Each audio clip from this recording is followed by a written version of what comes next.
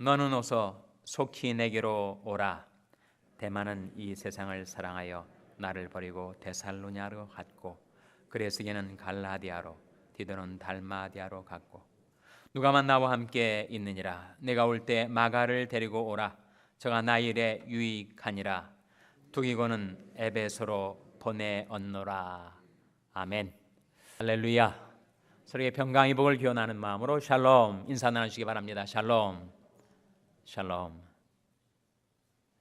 우리가 수요 예배 시에 쭉 상고해 오고 있던 디모데후서 4장 말씀 마지막 장의 마지막 부분을 우리가 대하고 있습니다. 오늘 본 말씀엔 여러 인물들의 이름들이 나옵니다. 여러 이름들이 나오지만 우리가 두 인물에 주목하고자 합니다. 첫째는 데마입니다. 10절 같이 읽겠습니다. 10절 말씀 시작. 데마는 이 세상을 사랑하여 나를 버리고 데살로니가로 갔고 그레스게는 갈라디아로 디도는 달마디아로 갔고 여기에 데마가 나오죠. 또 한 사람은 마가입니다. 마가는 몇 절에 나오죠? 마가는 11절에 나옵니다. 11절 말씀 같이 읽겠습니다. 시작. 누가만 나와 함께 있느니라. 내가 올 때 마가를 데리고 오라. 저가 나 일에 유익하니라. 데마와 마가를 비교를 해보면 데마는 처음에 잘 나갔던 사람인데 나중에 그 길에서 이탈을 하고 낙오를 하게 된 사람입니다. 반면에 마가는 처음에 실패했던 사람이었지만 나중에 유익한 사람으로 변화되었던 바로 그 인물입니다. 그래서 데마와 마가를 비교하게 되는데 데마가 왜 그렇게 하나님 앞에 무익한 사람으로 전락하게 되었는가? 무엇을 사랑했기 때문이라고요? 세상을 사랑했기 때문에. 세상을 사랑한 나머지 무엇을 사랑치 않게 된 것일까요? 바로 하나님을 사랑치 않게 된 것입니다.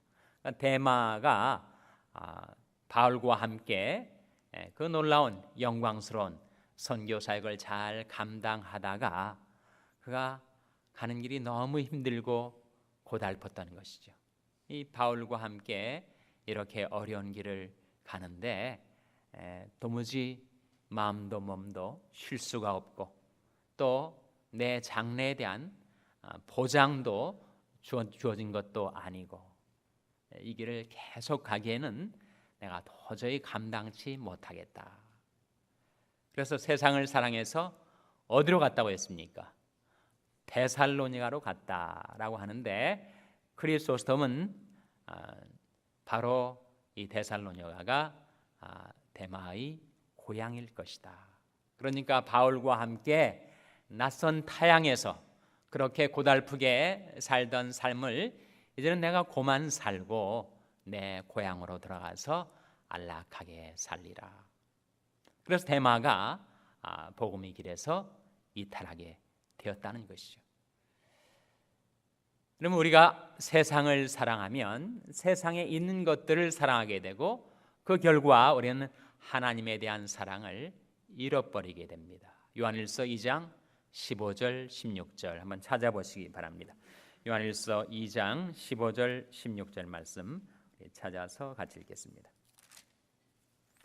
요한일서 2장 15절 16절 말씀 신약성경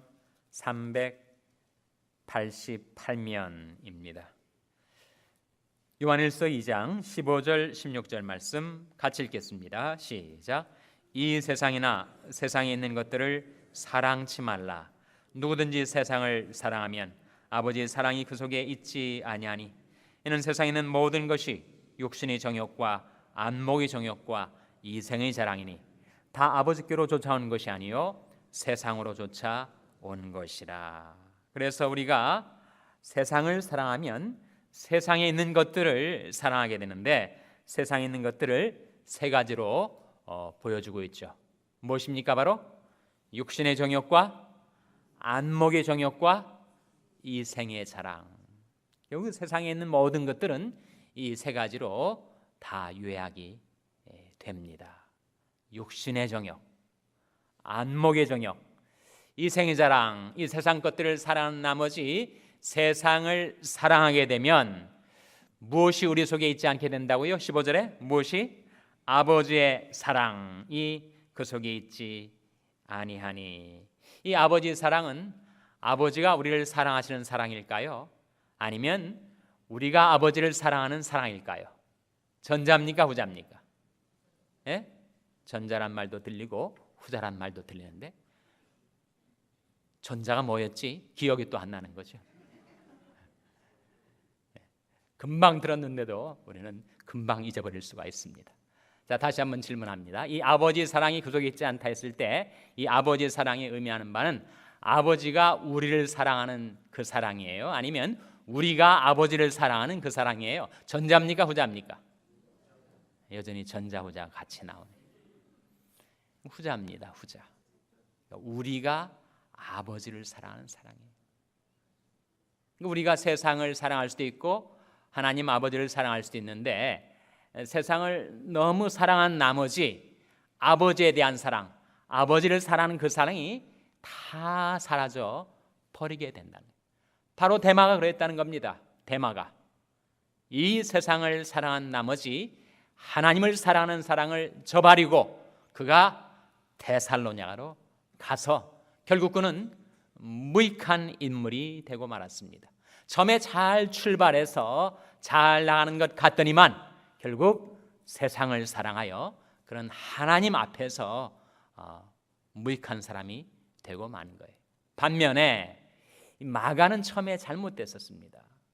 전도 유망한 청년이 아주 그에게 주어진 놀라운 기회를 다 잃어버리고 그야말로 무익한 사람, 무용지물과 같은 인생을 살 뻔했는데 이 마가가 유익한 사람이라고 지금 바울이 12절에서 말하고 있죠. 다시 본문으로 돌아와서 12절을 보시면 11절 보시면 우리 11절 말씀 같이 읽겠습니다. 시작.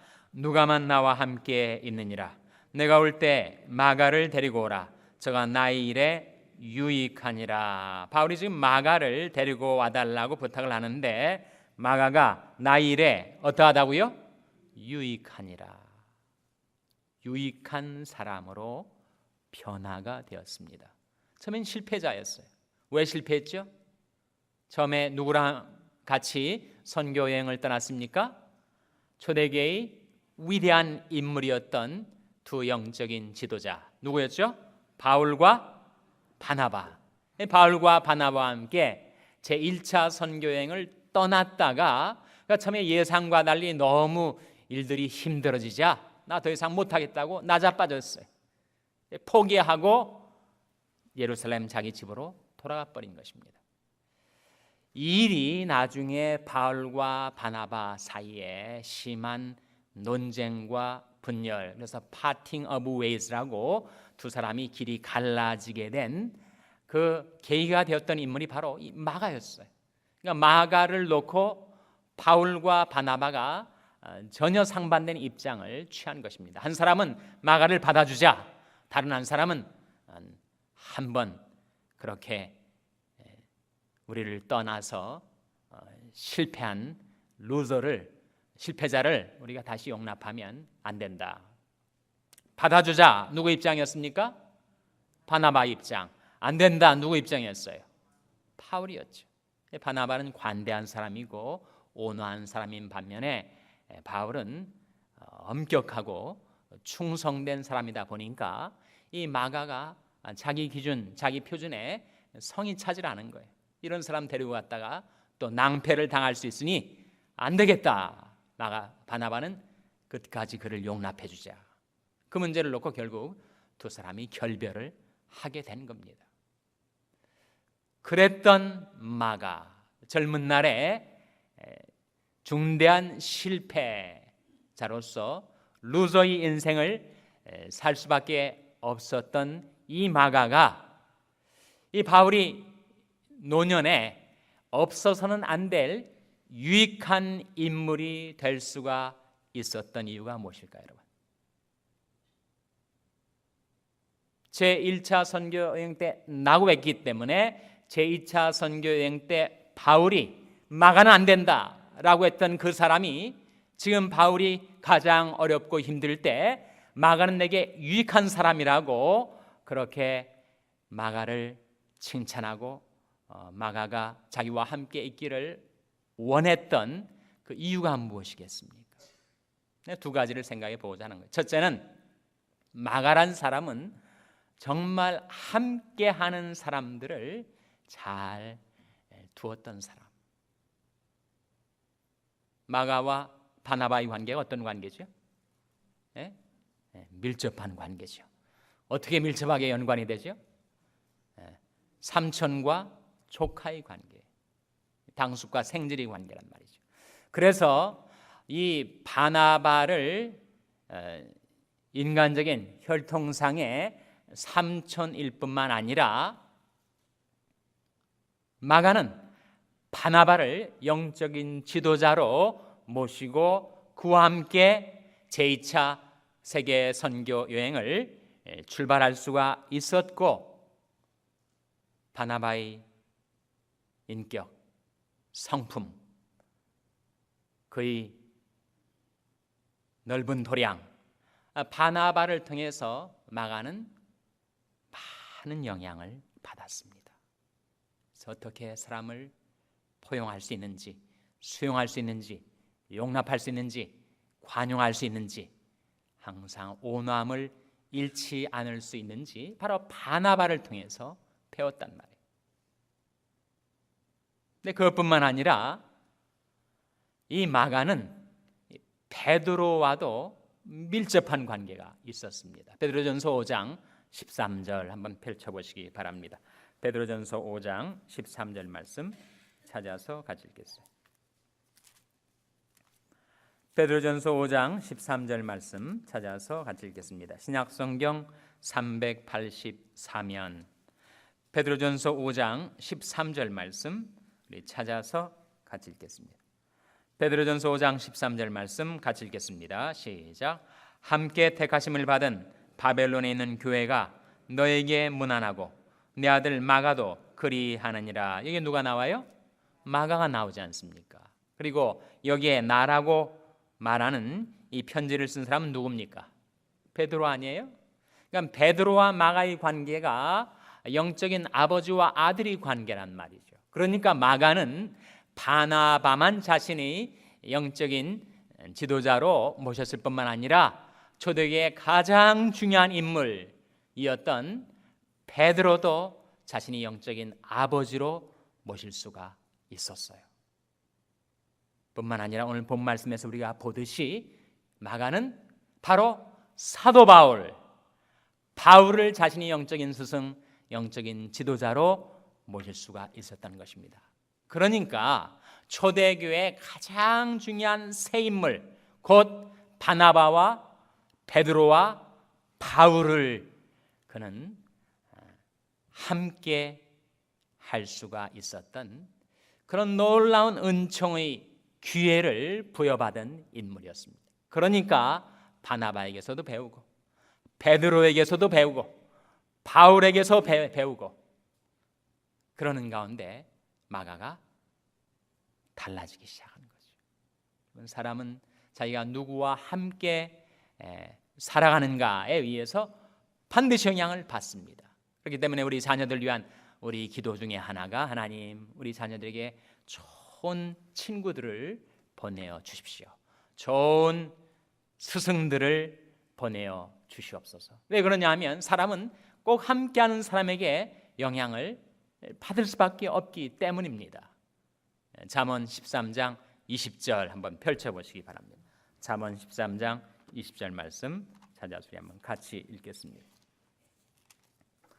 구약성경 924면 잠언 13장 20절 말씀 찾아서 같이 읽겠습니다. 구약성경 924면 잠언 13장 20절 말씀 같이 읽겠습니다. 시작. 지혜로운 자와 동행하면 지혜를 얻고 미련한 자와 사귀면 해를 받느니라. 지혜로운 자와 동행하면 뭘 얻는다고요? 지혜를 얻죠. 그 사람이 지혜가 나도 모르게 내 마음속에 스며 들어온단 말이에요. 그 사람이 하는 지혜로운 행동과 지혜로운 처신을 보고 나도 그것을 배우고 영향을 받게 돼 있다는 겁니다. 그래서 지혜로운 자와 동행하면 지혜를 얻고 미련한 자와 사귀면 어떻게 된다고요? 해를 받는 거예요. 해를 받는 거예요. 같은 잠언 27장 17절에도 한번 보세요.